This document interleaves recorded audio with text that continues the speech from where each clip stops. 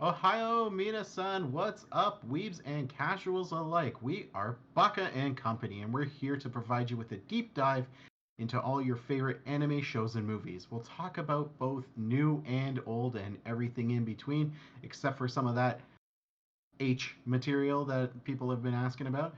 However, if you want to make a comment, send questions, comments, concerns. I said comments twice because I stopped reading my script. Seventh at Baka&Co Podcast at gmail.com or at Baka&Co Podcast on Twitter. We also want to give a huge shout out to Akano on SoundCloud for our intro. On this show, as you can see, we have myself, the sleep-deprived detective, Drew Tendo64. We're going to also have the vampire of our hearts, Frankfurter. Coconuts. And the Moe Cafe made magically average. What was the first word? Moe. Moe. Moe. Yeah, like cute, right? Coconuts. Oh. Not coconuts. Well, yeah, maybe not there. What are we doing today, Drew? Today, we're going to be talking about Call of the Night or Yofu Kashi no Uta. And that took me 3 times to try and pronounce earlier correctly, so I apologize. You may better known recognize as the lo-fi anime. Your lo-fi. apology has been accepted. I do get that vibe. Yeah.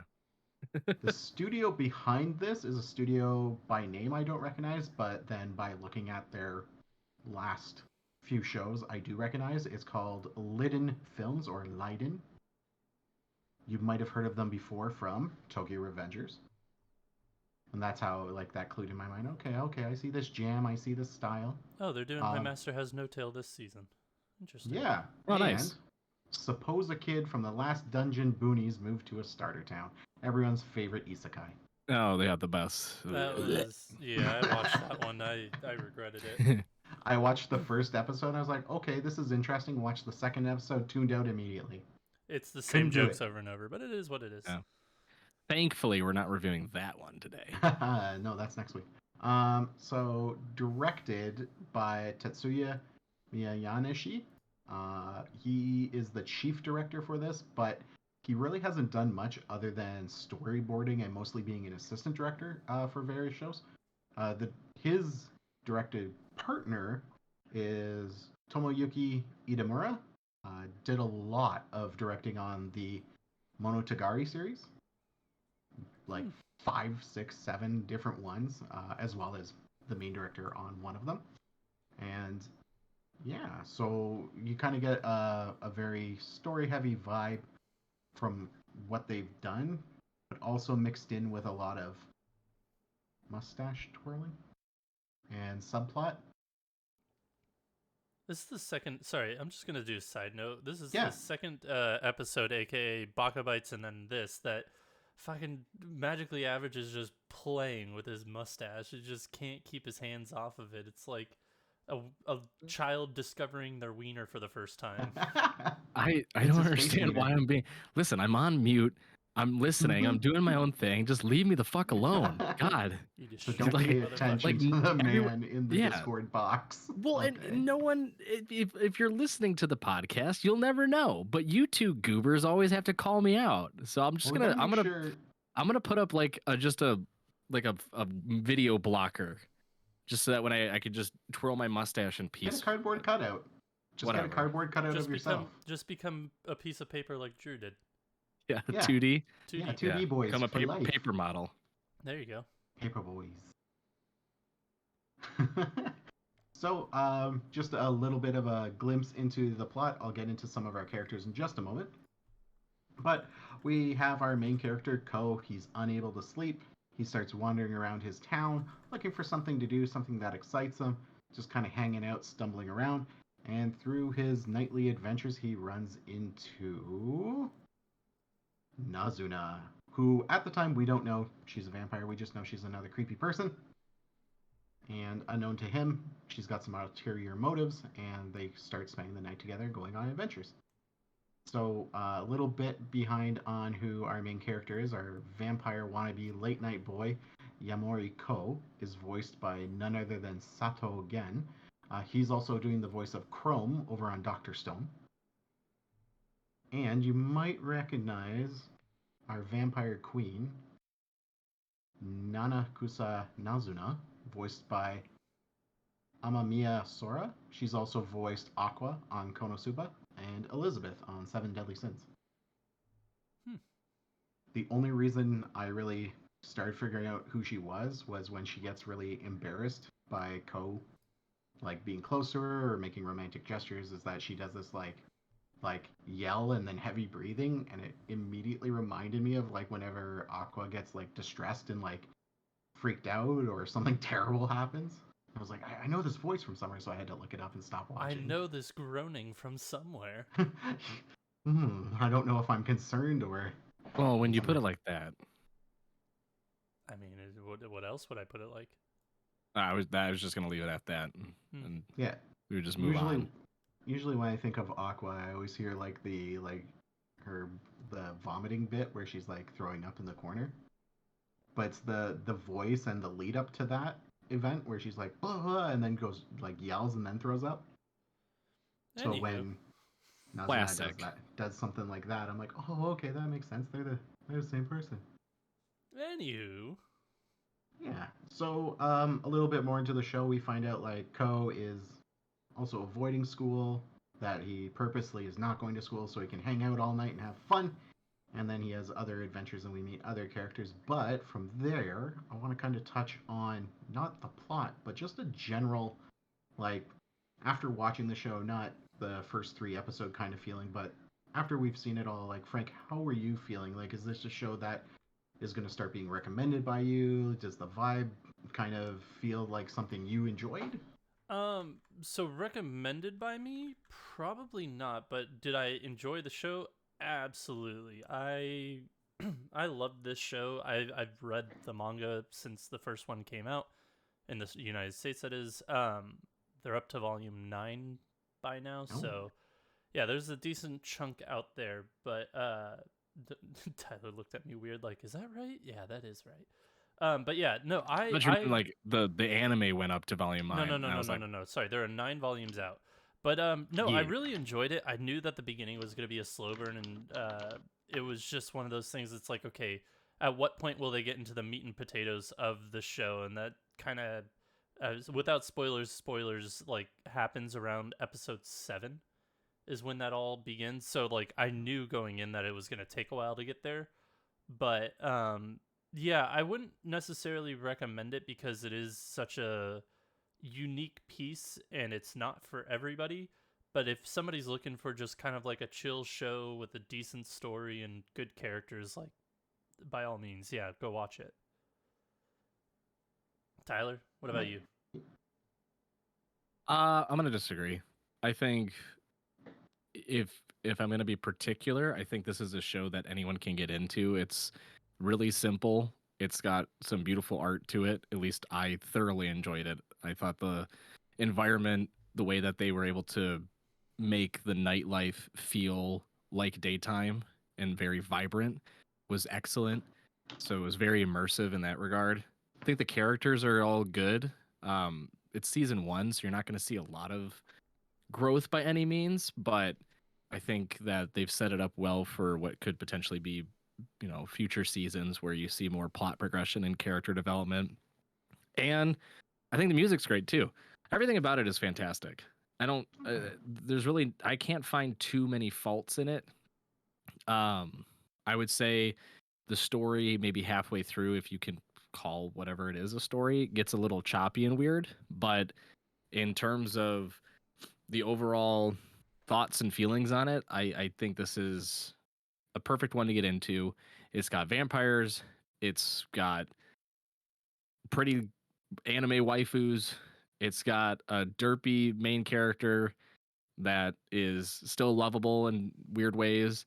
And you get your, we'll call her quote unquote villain as well introduced. So you have the conflicts that are arising towards the end of the season. So I think, yeah, early people, you know, new anime watchers, veterans, anyone in between, I think they can pick up Call the Night and really enjoy it. Wow, because I'm kind of on the fence about the show as a whole, whereas yeah, your opinion doesn't matter because you don't like Odd Taxi, so we can just go next on that. We can just go next. I enjoy a slow burn, but when a slow burn, like I literally had to wait till a big event for this show to, in my mind, get good. Like I enjoyed the character interactions and learning more about like mainly Ko and like his friends that are still trying to connect with him, still trying to interact with him, even though he's up at 11 p.m. and they're out cold or doing other things, and then we learn he screws up his friend's sleep schedule. But whatever. I'm fine with the plot building to those points, but to me it felt like it did take a little bit too long. Only because the payoff is like Frank said, like episode 7 we get more into like who the vampire is and what they do and why they do it kind of thing. But also into like who that main villain is, and when you do get introduced to them you're like, oh okay, this person's like a little shifty, maybe they're interesting, maybe they have something to do with this. But the real like story not happening till episode like 10, 11, 12, and then taking off for us to like episode 13 being like, hey, here's why we want to be renewed, and good news is they are being renewed, they are going to get a season 2. But I just felt it took too long to get there, and the journey wasn't worth it. So I did enjoy it though.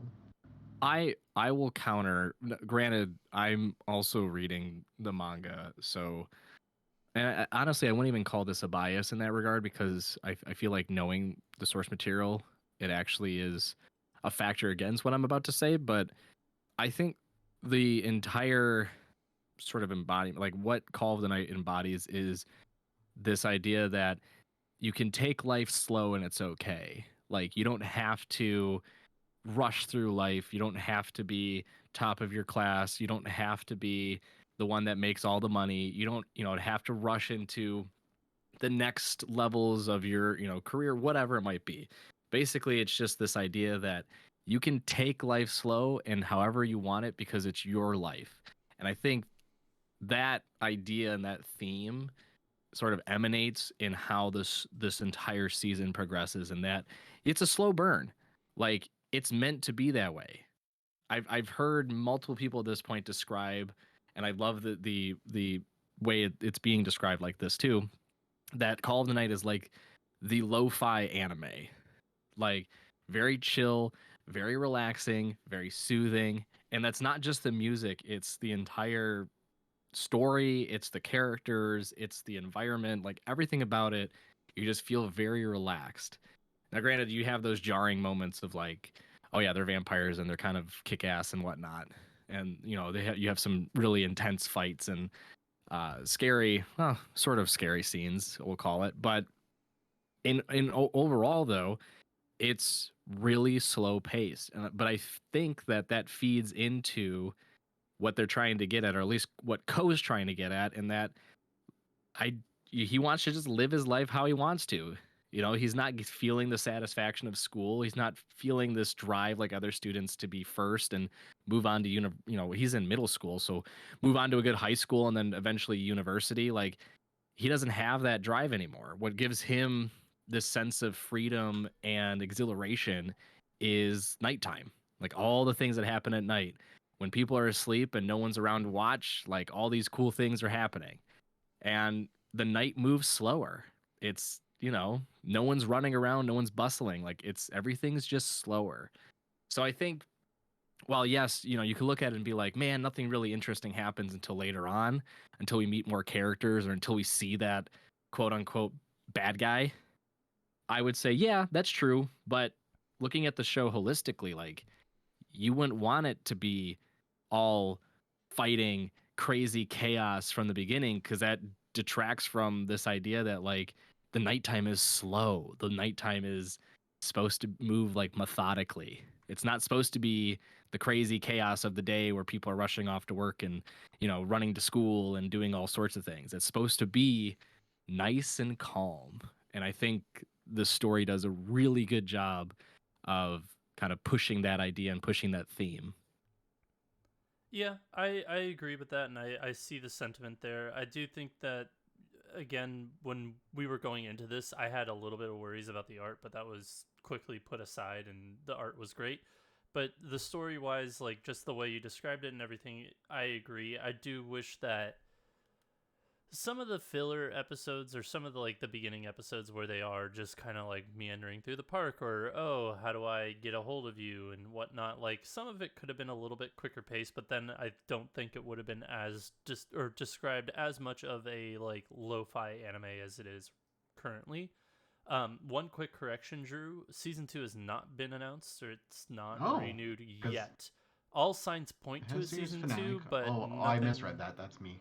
No, you're good. Nothing has been concrete. But yeah, I like the story and just like, hey, let you, or like the story and its message of like live your life the way you want it to be. If you want to be a night owl and only live at night, sure, go for it. If you want to be a vampire, fucking find vampires and become one, fall in love with one, and do that, do the vampire thing. But it's not gonna be for everybody. It is definitely a slow burn, and I know that whenever season 2 comes out, will be a lot better story wise, and I think the pacing will be a lot better because you do get into like a lot more of the characters and their story, like their backstories and how they became, like, how vampires work, etc. So whenever season 2 comes around, I think it'd be an easier recommend, because it's like, hey, season 1 is just going to be purely setup and environmental, just like this is the world they're living in, or like this is the mood. And then season 2 will be like, okay, here's the story of the actual show. But yeah, no, the way you guys have put it, I kind of have like I guess now a more open perspective. Like if I look at the show being more like a roller coaster, right? We're at the point right now where we're leaving the station, we're going up the hill. And obviously you have to build that momentum, you have to build that suspense, you have to build that story. So looking at it, I guess, with the help of you guys, I can see what they've now attempted to do rather than expecting it to be all guns blazing, kind of, here's your characters, here's your plot, here's your end game. Whereas this one's kind of like, okay, well, we got to dig the fire pit to build the fire, to light the fire, to get you to that point. Like, we're not going to give it all to you at once. And it does a really good job of setting that tone of, like, to borrow Magically Average's words, a lo-fi anime.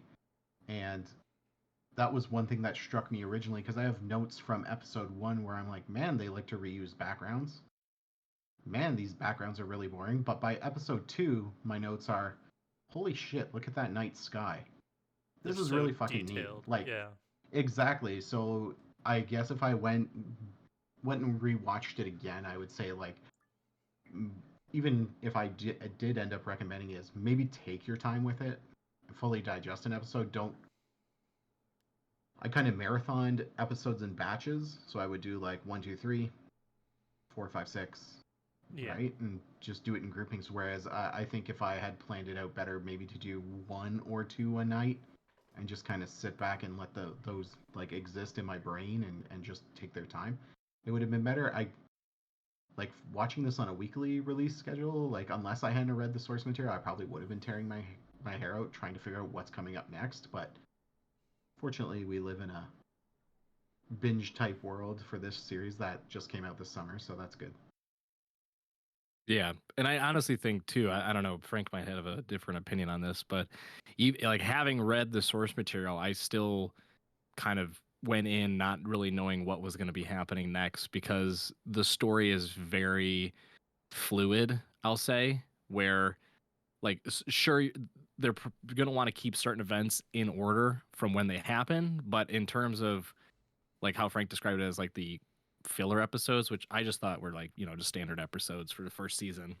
Yeah. Hard to call anything in a first season filler, but in retrospect, it is what many would perceive to be filler. They could have done it any which way, really, and it would have been fine.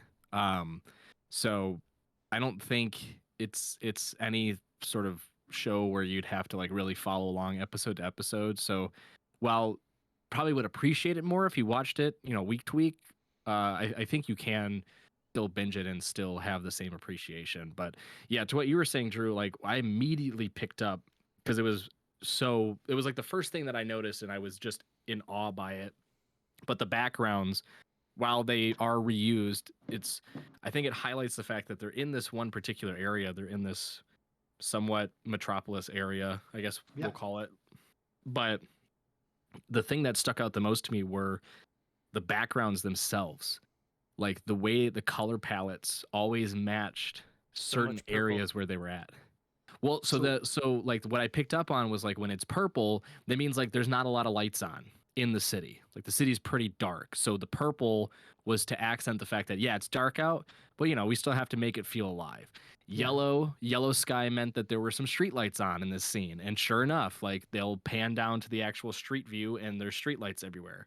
Like there were times where they really went kind of crazy with the sky palette, but I think it really was to accentuate like the entire feel of the nightlife, like wherever the scene was going to take place, whether it was in a park that's in the dark of night, so it's the deep purple, or if it's outside of a bus station where it's like this weird like hazy kind of turquoise blue, or down a busy street with a bunch of street lights, so it's super bright and yellow. Like that, those small little pieces, while you know you can probably pick up on here and there, like to me those stood out as just another aspect of the show being like, wow, they really spent their time and they really thought through like how they wanted to set up this, because nightlife in some areas can be great. Like you think of like Las Vegas, like yeah, that's easy. Basically Las Vegas lives at night.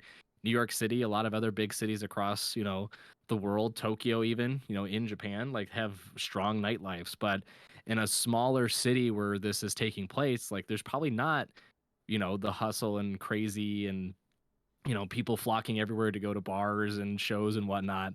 So you have to make it still feel like it's enjoyable and it's exciting. And they did that with the colors. And I just was like, man, this is so pretty to look at. Like it's so pretty.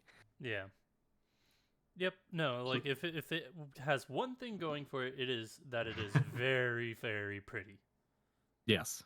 Minus the weird vending machine faces and you're so on that, and I don't understand why.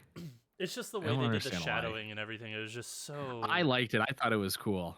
It's so different, but yeah, like it's in like general, the one scene. It's like the one scene from One Punch when the mole guy is like crawling away, and then Saitama just shows up out of nowhere. And he's like, "Found you." It's like that. But yeah, I want to pivot into the plot a little bit more because so spoilers ahead. Yes. So why are you listening if you're not ready for spoilers? But we later find out that Ko is like, yo, I want to live in the night. I want to be the night, and I want to be Batman. He's Bane. In a way, yeah. I was born in it, molded by it. You merely adopted the darkness. But Nazuna tells him pretty much he has to fall in love with her when she sucks his blood or at some point in time in order for him to be a vampire, be offspring. And there's this whole connotation about like how offsprings work and is it sexual, and they get all the flustered and confused, and she says bosom a lot and he gets concerned that she uses that term instead of boobs, and she just says all the dirty things and he gets so flustered, and then he talks about love and she's like no. Yeah, she uses like the more medical terms. Yes, which is funny too. Like when they're actually talking about it, she was like coitus. Like you must have coitus, which is hilarious. He's like, what are you saying? Fucking word. Coitus. Yeah, he gets concerned that she uses those words, and she gets concerned that Ko uses love and romance, and we have to date and fall in love. Ew, gross. Ew, nasty. What is this, Twilight? And then I don't know. Well, there's no werewolves yet, so we don't know. But that'd be a twist. That's what a twist. But the part I enjoyed was how they just they don't immediately in this world say like you get bitten, you're a vampire. That twist to how they become a vampire was very refreshing. And then when we find out later on that there is someone who's been turned and how they got turned, and like the whole story behind those two characters as a whole episode. But Ko kind of goes on this mission to be like, you know what? I really don't know what feelings are. And I've never really felt love before. But today, dear diary, my objective is to fall in love with a vampire. And here are my reasons why. So step 1, find a vampire. Step 2, Like the vampire. Step 3, question mark, question mark. Step 4, become the vampire. So like he knows the lead up, he just doesn't know how to get there. And rather than this show, I found didn't constantly have him like just harass her and like knock on her door every day like, all right, we're gonna spend consensual time together and you're gonna love me. Like it was more him discovering what those feelings mean and kind of coming to that conclusion himself. So I really liked that kind of plot point. Was there maybe something different you were liking in this Magically Average? Was there? I think, real quick though, just to kind of go Wow, back to Magically Average, your voice changed. Yeah, I know. Sorry, I just wanted to step in. Like the whole him not knowing how to fall in love. I think a decent chunk of it might be for the fact that his mom is a single mom. Like I think him and her and his dad are divorced. Yep. So he lives with his mom. So it's like he wasn't ever really raised in a loving, not necessarily loving household because his mom works to provide for him, but she's never around to be around with him. So it's one of those things that while she loves him, he's not feeling, all the love as like families would. So I think that is like a huge chunk of it, and I think that like the whole description of his family life is very minimal throughout this season. But I think that that's a decent chunk of maybe why he doesn't know what love is. Plus, like all of his friends, they're not really in love either. They're not really in relationships, so he's not really shown, what love can truly be, and he's never really seen it firsthand. So I think that's why he's kind of like, I don't know how to fall in love, but I'm gonna figure it out. Magically Average, that's all you know. I was gonna say, I think the other piece though is the fact that he's in middle school. Yeah, I mean that's probably it too. Sure. Yeah, but that aside too, I kind of going back to what Drew was saying as well. I think the piece that I like the most about it too is that there's a lot of different sides to the story. And I say that meaning that they don't focus on one particular objective, right? The objective is not turn into a vampire. While it's just one of many. It's also explore the nighttime for Co, because Co just decides one day, like, you know what, I'm kind of done with school. I'm bored. It's not giving me any sort of sense of fulfillment. Like I need to find something else that will bring me happiness, basically. And it's like, let's try out the night. Night seems interesting. Night's very mysterious. Let's explore. So part of the entire season is just exploring the different opportunities that lay out in the nighttime. What you can't do during the day. And his chaperone for most of it is Nazina, the vampire. So then that leads another thing of like, okay, well, now I have to know about vampires. What do vampires do? And how do they live? So now part of the story is learning about the vampires. And then the other part of the story is, well, how do I balance my new, sense of fulfillment in the night while also kind of keeping my friends around? Granted, I only have like 2, but, eventually they're going to know that I'm gone. So how do I deal with that? And they introduce that pretty early too, of like his friends find out and they discover that not only is he skipping school and going out at night, which is immediately like a red flag, but I'm also hanging out with a girl all night. More red flags. Oh, and FYI, if I didn't mention it before, she's a vampire. FYI, vampires also exist too. Like FYI, FYI, FYI. So red flags all over the place. So I think that's another reason why I feel that anyone can watch this, because it doesn't have this weird main objective piece where you're like, oh, finally they're getting around to it and then the season's over. It's like, no, you can enjoy the season as it goes on because it's not honed in on one thing. It's exploring every single piece that they're introducing bit by bit, piece by piece, because it is a slow build. It is supposed to move very methodically, and that's the whole idea and purpose behind the story, the characters, the plot progression. Again, this overall arching theme of the lo-fi anime. It's smooth and relaxing and calming. So I think you can pop in, you can enjoy it, focusing on one piece, focusing on all of them. if you're like me, just focusing on the art and being like, wow, it's pretty. Wow. And yeah, I just there's a lot of aspects to this anime that I find incredibly enjoyable, that I think is something that truthfully it's sort of like a universal thing at this point, where it's like I don't think anyone can watch the show and hate every single bit of it. There's at least one piece that they'll like. It might not give, someone might still not like it and they'll give it like a 3 out of 10, but they'll still go, okay, this one part was fine, or this piece of it was okay. Like there's just too much in this for people to enjoy, for someone to go, I outright hate this from the bottom of my soul.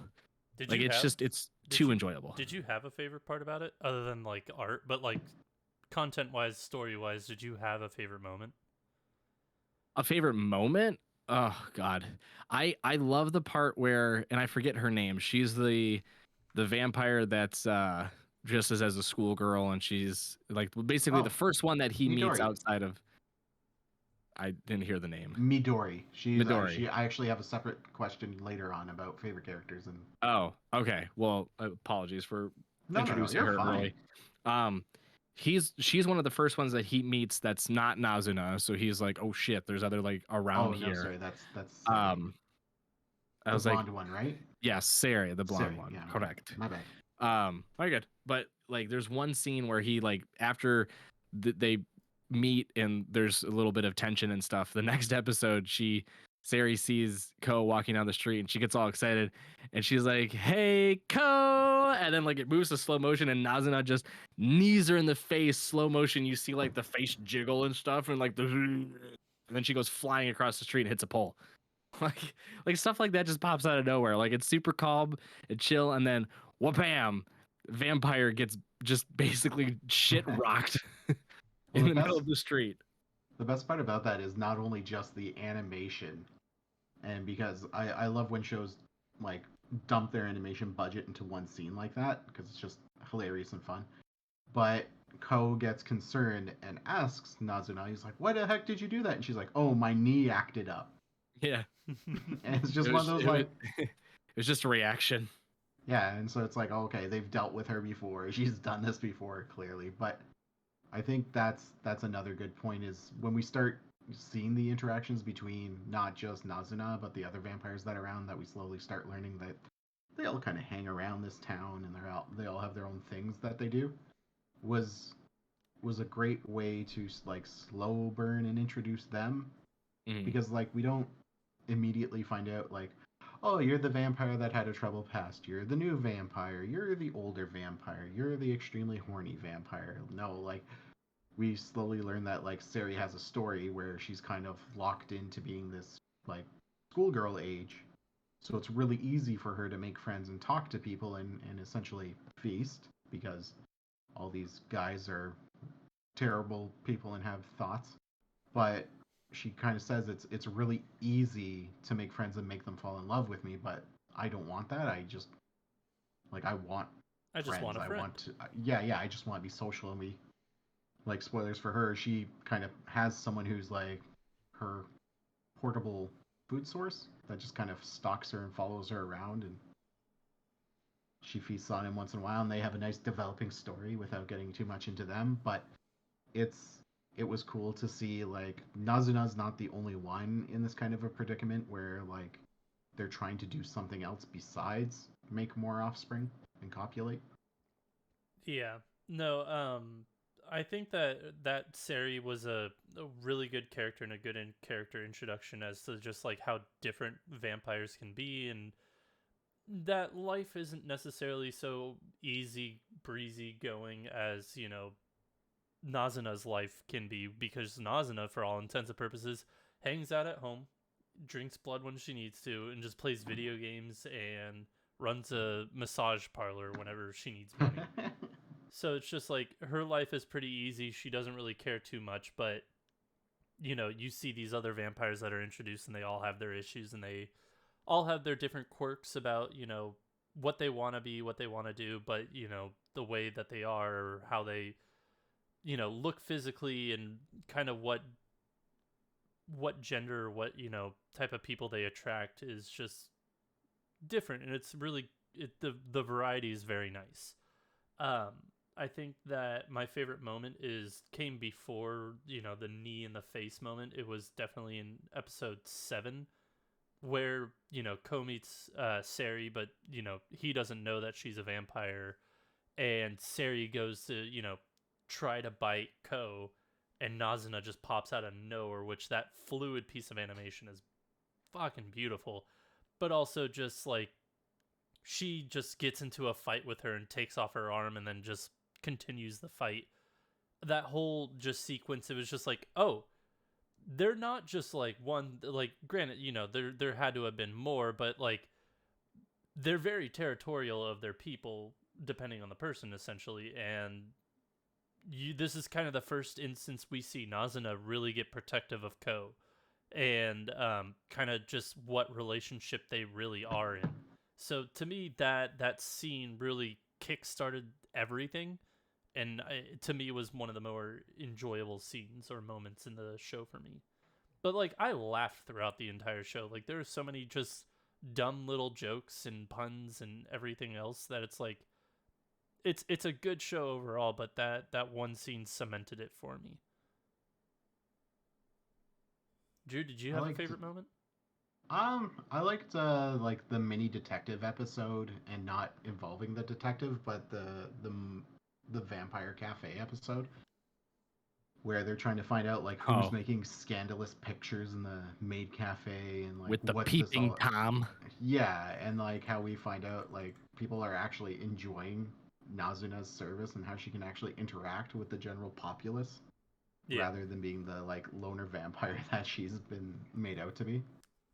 And that kind of also like joins into like, apart from the main characters, like I really liked Midori, the vampire who's working at the maid cafe, because like she needs a job, and how she's like making it out to be like it's a popularity contest and only the best and all this stuff, and like Nazuna just keeps like slowly like raising that popularity meter, and she's like, why? And like she slips up a couple times and slips into like a very like aggressive, like gnarly, almost gangster voice, telling her to like get bent and stuff, and everyone's like, no, you're in public, be professional. And she's like, oh, I'm so sorry, master. just let it slip. Whoops. Yeah, it just kind of fell out. And I was listening to her, and I was like, I've heard this somewhere else before, and she's voiced by Uzora Naomi, who plays Uzaki-chan.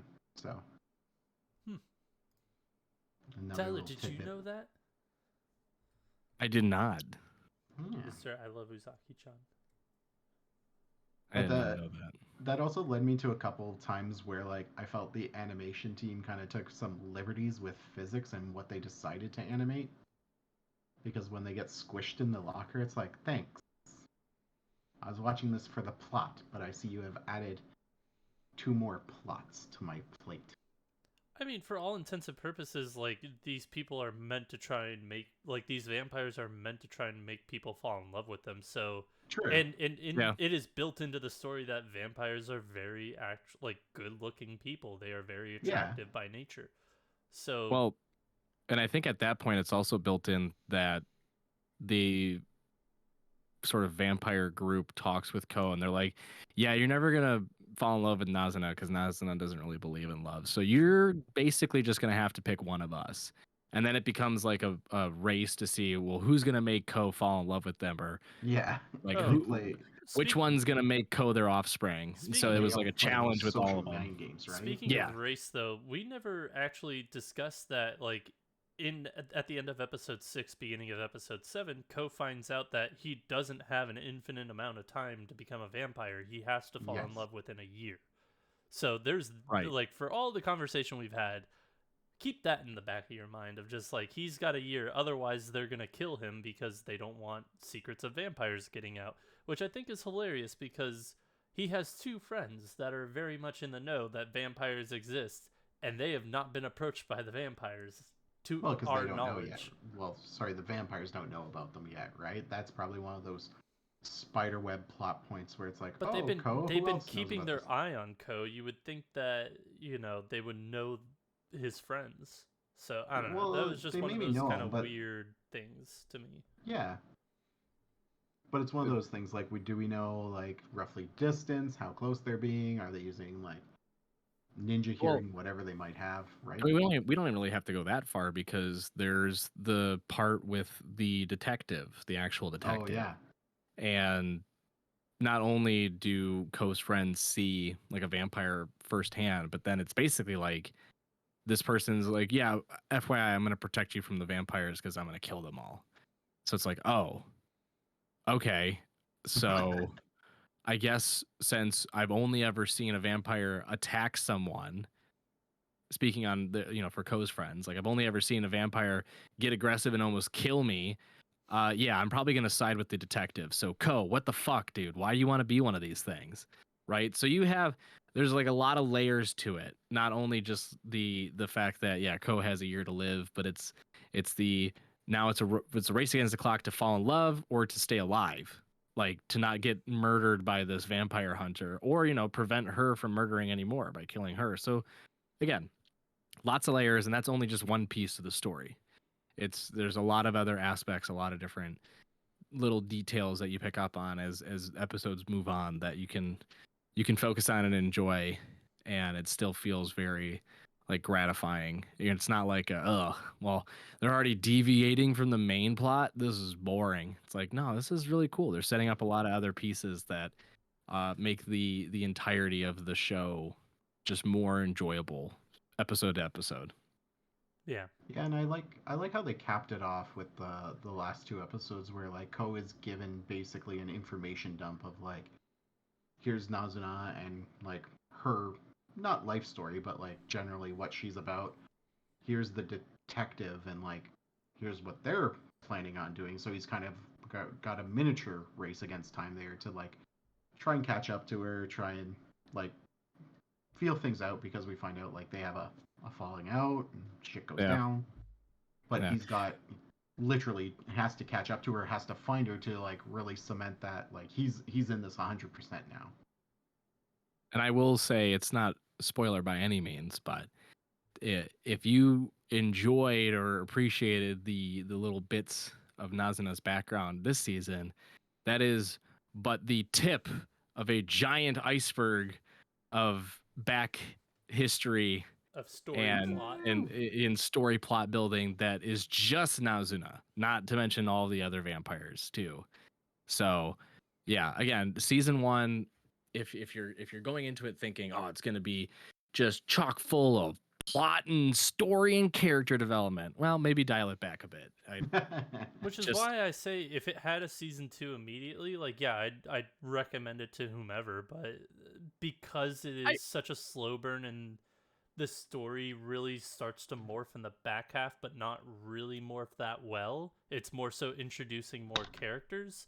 That's why I'm just like hesitant to be like, yeah, I would totally recommend this. But like knowing what's coming ahead in season 2, once that's all out, I would say yes, absolutely watch it. It's a great show. But my main argument to that point too, though, is that this first season doesn't set itself up to be any sort of finality. Like you don't get the sense that, oh, this is the end of it. True. If you're going in blind and not having read, the manga, there are other shows, cough, Gleipnir, cough, that do have this feeling of finality. That like you get the sensation that we're reaching an end point, and it's not, and it leaves this weird awkwardness when when the last episode ticks off. So I think if you're, first off, just a side note, if you're going into any anime season that is not set up as a single one-shot solo season or limited series, we'll say, and you are going, I need every checkbox nailed off. I need my character development, I need my plot progression, and I need some sort of conclusion or finality, some summation to this so I feel at ease. Then you are a sad human being and anime might not be for you. Yeah, I know, shock. So I think that's one piece to keep in mind. But again, I'm going to circle all the way back, and this will be one of my final points I'll make. Nothing about this from the very start gives the impression that, yeah, this is going to be quick. It's going to be fast. We're going to get into it. It's going to be hot and heavy. Let's fucking go. the moment that it starts, you're like, man, I kind of want to take a nap or like light a candle and snuggle up in bed and watch this. Like, it's very relaxing, very calming. And that's how everything moves. It's just, don't think that you're going to get thrown into a drag race and you're going to scream from start to finish, because it's not going to happen. It's going to be a very slow, very methodical, very well-paced and thought out show from the very beginning to the very end.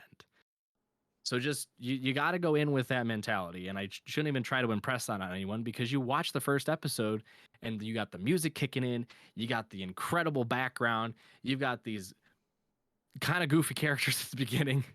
Like, you just get this kind of at ease feeling, and that's gonna be the highest of highs you're gonna feel. Sure, there's those kick-ass moments where there's fighting, and then there's some really slow moments, but your middle ground is just gonna be this, I feel really at peace, and I just want to like make some hot cocoa, sit by a fire, pull up a nice blanket, and just watch this. That's what you're going to do. Go do that. Go enjoy it that way. I promise it'll be the only perfect way you can watch this show. And especially with winter coming up, it's the perfect time. So go do that. Go watch it. Go. So I think that's almost a great way to start, like, summarizing and ending this episode. Because, Frank, we'll get your final thoughts, but just with how we've discussed it, and it's almost like changed my process and my thoughts on this show while talking it out. I think having these sort of discussions, a podcast, whatever you want to do when you talk about anime, is a great way to evolve your thinking. Because, like, I came in, and I'll be super honest, like, I came in with mid intentions, thinking this show was nice. I'm not jumping on the roof freaking out about it, saying it's best anime of this century, or rather even this decade. But I had fun. I enjoyed it. But when you guys presented it to me in a different format, it's a slow burn. It's something that has to ramp up. It's something that has to eventually get a story. You're not going to get it all at once. I think looking at it from that lens is a better way to view it. And I did have a good time watching it, and I have a better appreciation for it now, hearing it from different aspects rather than just using my own kind of tunnel vision to say slow anime is slow. No, lo-fi anime is cool. Is where I'll end it. But Frank?